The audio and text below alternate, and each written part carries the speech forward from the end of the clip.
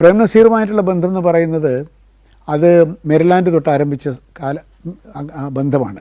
പ്രേം നസീർ ആദ്യമായിട്ട് നായകനായി വരുന്ന സമയം മുതലുള്ള ബന്ധമാണ്. അച്ഛന് ഡയറക്ടറായി വരുന്നു, മദ്രാസിൽ സ്ട്രഗിൾ ചെയ്യുന്ന സമയത്തൊക്കെ പ്രേം നസീറും സ്ട്രഗിൾ ചെയ്യുകയാണ്. എന്നാലും നടൻ്റെ സ്ട്രഗിൾ കുറച്ചുകൂടെ അത്യാവശ്യം കുറച്ചുകൂടെ കാശൊക്കെ കിട്ടും.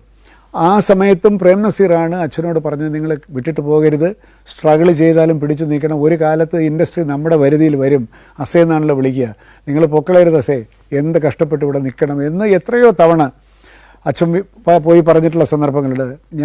നസീറെ ഞാൻ പോവാണ്, അസേ എന്നാണ് വിളിക്കുക അവർ തങ്ങളിൽ, ഞാൻ പോവാണ്, കാരണം എനിക്ക് നാട്ടിൽ കുറച്ച് സ്വത്തൊക്കെ ഉണ്ട്, അത് വെച്ച് ഞാൻ ജീവിച്ചുള്ള സിനിമ രക്ഷപ്പെടും തോന്നുന്നില്ല എന്ന് പറഞ്ഞ് നിരാശ തോന്നിയിട്ടുള്ള സന്ദർഭങ്ങളിലൊക്കെ തന്നെ പ്രേം നസീറാണ് അച്ഛനെ നിങ്ങൾ പോകരുത്, you will become A director, നിങ്ങൾ കേരളത്തിലെ ഏറ്റവും വലിയ ഡയറക്ടറായി തീരുമെന്ന് പറഞ്ഞ് നിർണായക ഘട്ടത്തിൽ കൂടെ നിർത്തിയ സൗഹൃദമാണ് പ്രേം നസീറിൻ്റെ സൗഹൃദം. എൻ്റെ അച്ഛനാകെ ആരുടെയെങ്കിലും മരണത്തിൽ കരയുന്നത് ഞാൻ കണ്ടത് പ്രേം നസീറിൻ്റെ മരണത്തിൽ മാത്രമേ ഉള്ളൂ. വേറെ ആരുടെ മരണത്തിലൊന്നും അച്ഛനങ്ങനെ ഒരു കരയുന്നതൊന്നും ഞാൻ കണ്ടിട്ടില്ല.